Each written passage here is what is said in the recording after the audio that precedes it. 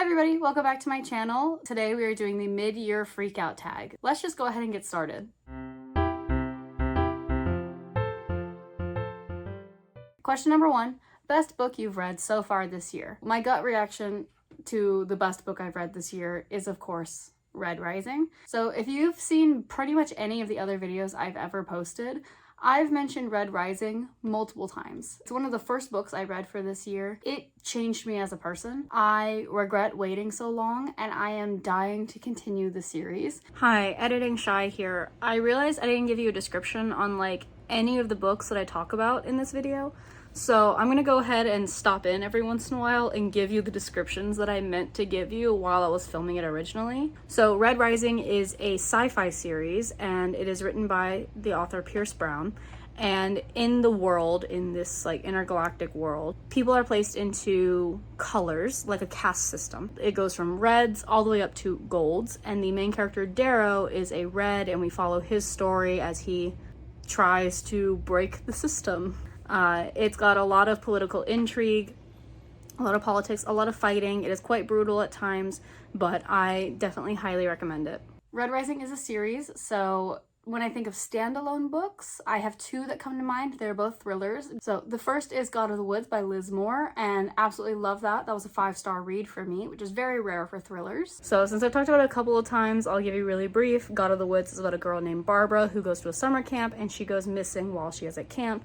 A lot of storylines, a lot of characters, a lot of plot lines that you gotta follow through. The second is One of Our Own by Lucinda Berry, which is an audiobook read by AJ Cook, who plays JJ in Criminal Minds. So One of Our Own by Lucinda Berry, it is a book about a 911 operator. So the 911 operator gets a phone call from a teenage girl who is preparing to harm herself. The 911 operator is trying to figure out why she's trying to do this and to prevent it from happening. And it's a pretty short read, but it's pretty dark and heavy, and it's pretty damn good. Question number 2, best sequel you've read so far this year. So the only series that I've read or continued this year were Red Rising, Legendborn, and The Hunger Games. I've already talked about Red Rising, so I really don't want to turn this into just a rant about how much I love Red Rising. Looking at the other two, I'm gonna have to go with Hunger Games, Catching Fire, and Mockingjay. Even though they weren't my favorite sequels I've ever read, I like them more than I'm enjoying the Legendborn sequels. I actually have a vlog coming of the 3rd Legendborn book, and while I do really love the concept of that series, and I really loved the first book, I didn't love the second one, and I'm currently not really enjoying the 3rd one. I'm gonna have to go with Catching Fire and Mockingjay for that particular question. Question number 3,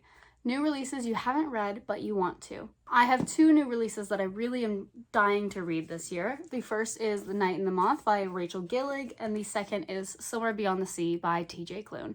So Somewhere Beyond the Sea is a sequel to House in the Cerulean Sea, and although I know nothing about it, I really want to get back into this world and just read a cozy, cute story, a found family story, and I think I really need that since most of the books I've read this year have been very dark and heavy. I actually haven't finished reading The Shepherd King duology by Rachel Gillig, but I am really enjoying Two Twisted Crowns by her at the moment. I have heard really good things about this book. I absolutely love the magic system in the first duology, so I am really hoping that I really enjoy this book and whatever the magic system is that she brings to this world. So I'm definitely going to finish that duology and then get into this book. Hi, Goose. All right, number 4, most anticipated release for the next half of the year. Honestly, I had to look up a list of books that were coming out this year because I have not kept up with upcoming releases at all. While I was going through some of those lists, I just picked up a couple of books that I thought sounded really interesting that I'll give a little shout out to here. So the first 2 are books that I knew were coming out, which is Mate by Ali Hazelwood. So I will read the description of these books from Goodreads since I don't really know what most of them are about. So the first one is Mate by Ali Hazelwood.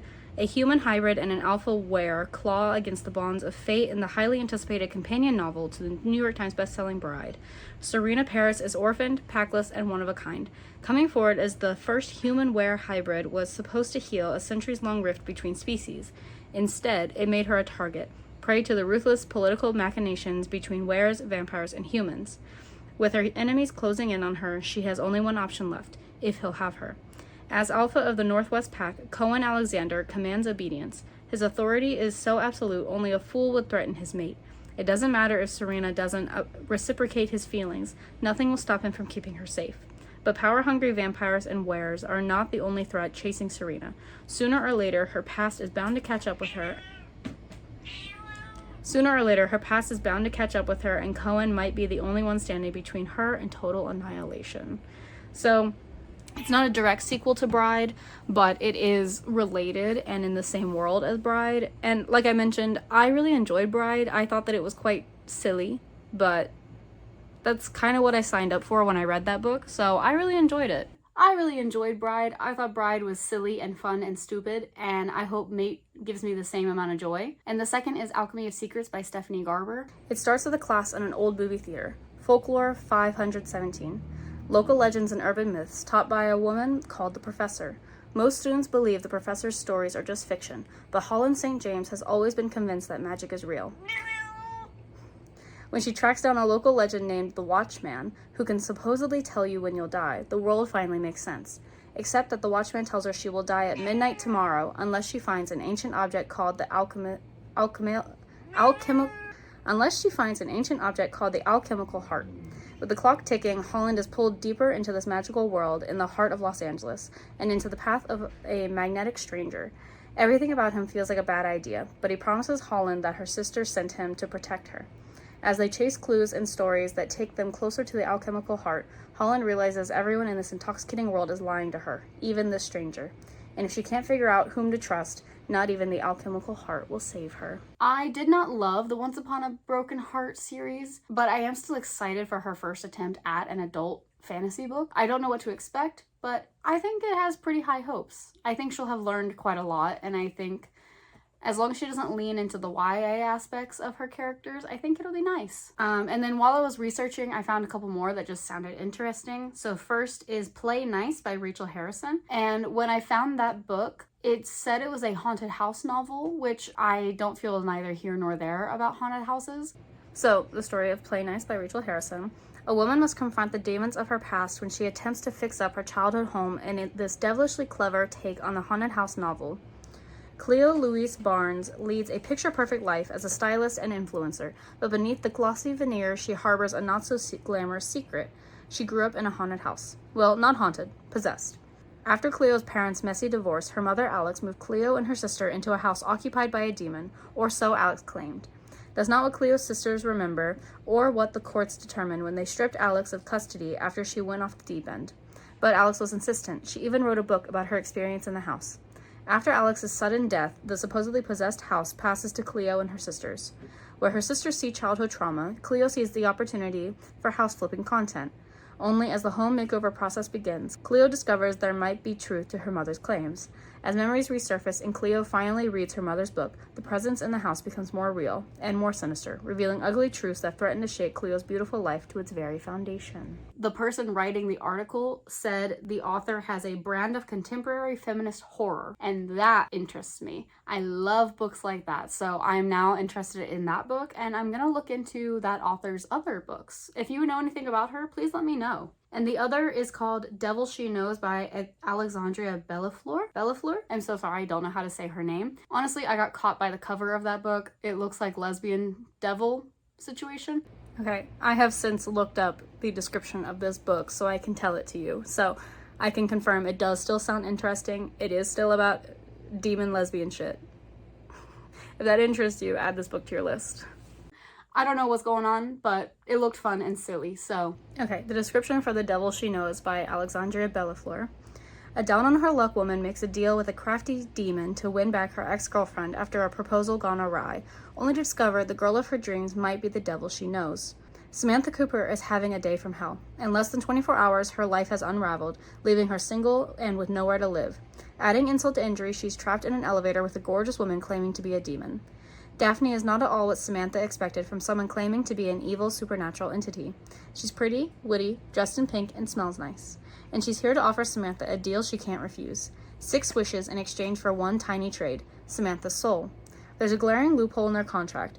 One Samantha fully intends to exploit so she doesn't fork over her soul. After all, she only needs one wish to win her ex back. Hell-bent to gather the last of the 1,000 souls she needs so that she can be free of her own devilish deal, Daphne grants each of Samantha's wishes, with a twist, so that Samantha is forced to make another. As Samantha's wishes dwindle and Daphne offers her glimpses into the life she thought she wanted, the unlikely pair grow close.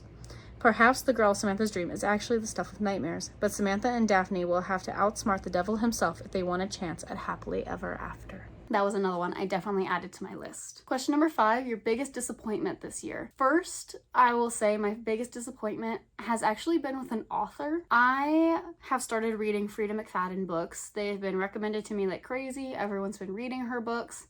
I think I've read 3 of her books at this point, and I did not really enjoy any of them. I think she is just not the author for me.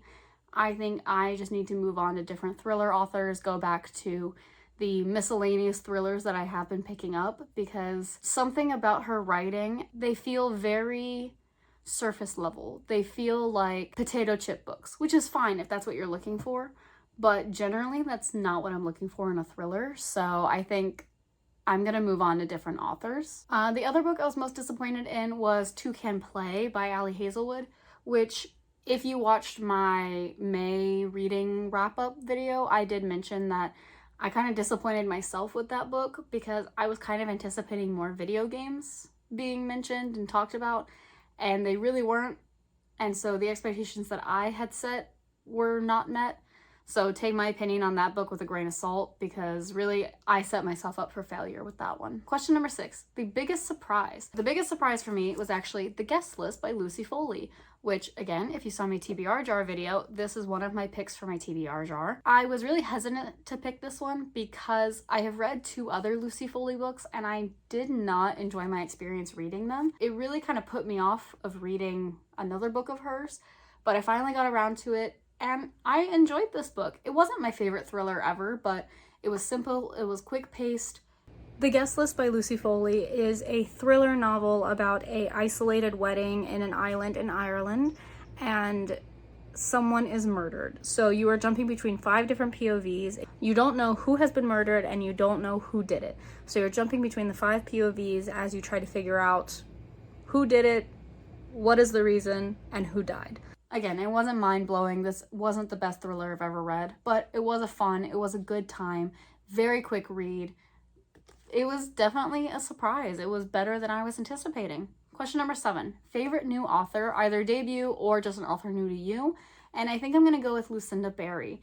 I have done 2 audiobooks for Lucinda Berry. I like her writing. I think it's very dark and heavy, the topics that she writes about, but I think she writes them well, and I think she writes it with at least some level of knowledge and care, which I do appreciate. I'm hoping I can read a few more of her books throughout this year, because I do know she has quite a few that she is pretty popular for in the thriller community. Question number 8 is your newest fictional crush. So honestly, I don't have book crushes. I have like anime crushes and stuff like that, but I don't do book crushes generally, especially this year. I haven't found any that like I really enjoyed. So since I don't have any like book crushes, I'm gonna change the question actually to my favorite audiobook of this year, since I've really gotten into audiobooks. And my favorite audiobook of this year was House of My Mother by Shari Franke. It is narrated by the author, and it is a nonfiction memoir about Shari Franke's experience growing up in a vlogging family and her mother being quite abusive. And while it's a very heavy book, I really enjoyed it. I thought that Shari did a great job narrating it. Overall, I really recommend that one, so just a free ball out there. Question number 9, your newest favorite character. If anyone has read Red Rising and didn't love Severo, what's wrong with you? Severo is my little freak. He's my little creepy little guy, and I love him. Love him. He is such a freak and weirdo. And that's exactly why I love him. I want nothing more in a character than for them to be just like a weird little guy. Severo is absolutely my favorite new character of this year. Question number 10, a book that made you cry. So actually 2 books have made me cry this year. The first is the one that I'm currently reading, which is Atmosphere by Taylor Jenkins Reid. So Atmosphere is mostly a story about women in the NASA program in the 1970s, but it is primarily jumping between 2 different time periods. One in the 1980s, where there's a mishap on the space shuttle, and the second where we were leading up to entering the program and the connections that the women make in the book and it is very good. Highly, highly recommend that book. I do plan on finishing this tonight, but it did already make me cry once. Currently, I'm torn between wanting to just go as fast as I can and finish this book as quickly as possible, and being so scared that I am going to cry and get my heart broken that I do not want to touch it ever again. Oh my god.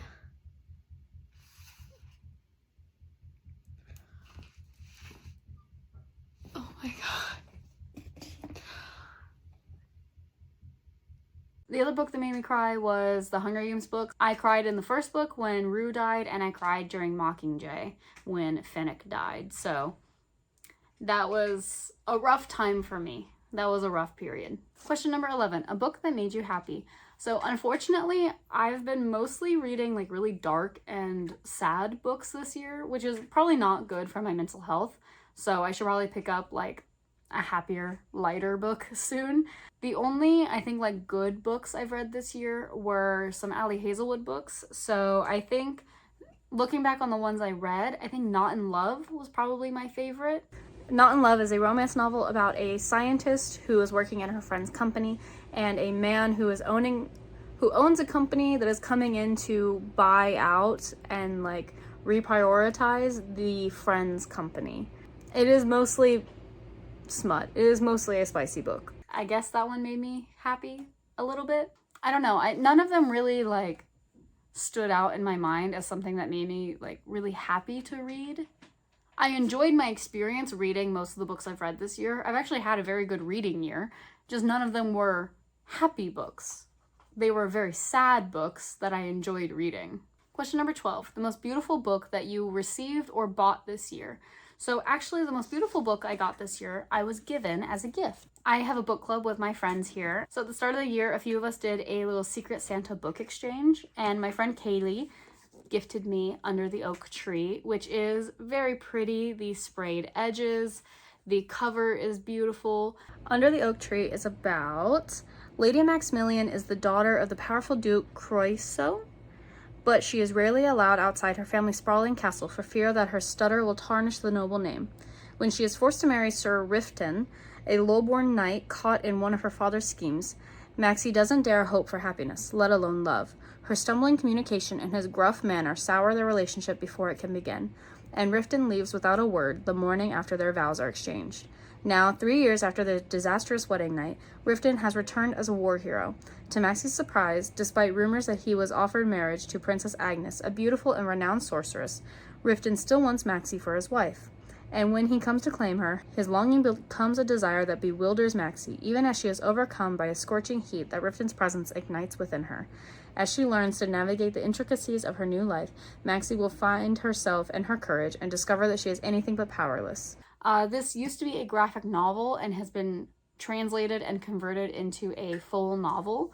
I haven't gotten around to reading it yet, but I am really excited. We even wrote little notes in here for each other for the new year. So I think this is the most beautiful book I got this year. So thank you very much, Kaylee, for giving me this beautiful gift on my shelf. The last question, question number 13, what books do you want to read by the end of the year? So I have a few. First, I need to read Sunrise on the Reaping. I'm determined to finish that series by the end of this year. I also would really like to read the Mistborn trilogy, the first original Mistborn trilogy. I promised my friend that I would, and I need to. I also really, really need to continue the Red Rising series. Me and my friend promised each other to do a buddy read, which is the only reason I have not continued past the original trilogy. But I'm about at the point where I'm going to break that promise, and I'm going to finish that series. And then other than that, honestly, I just really need to get through my physical TBR. Almost every book on this shelf behind me is a TBR book. My bookshelves are completely full of TBR books, and that's the main thing this year. I'm really trying not to buy any more books, especially after my birthday, where I went a little bit crazy buying myself a lot of books just as a gift. And now I have far too many books. Over 100 is too many on a TBR. So that's my goal for this year, is to get through most of the books on my shelves and finally clear it out. Okay, that is it for my mid-year freakout tag. If you have any books that you know are coming out that you think I would like or that you want to recommend, please leave them down below. If you've read any of the books that I mentioned here, please let me know your thoughts and opinions on those. That is it for today, so thank you very much for hanging out with me. I'll see you next time. Bye-bye!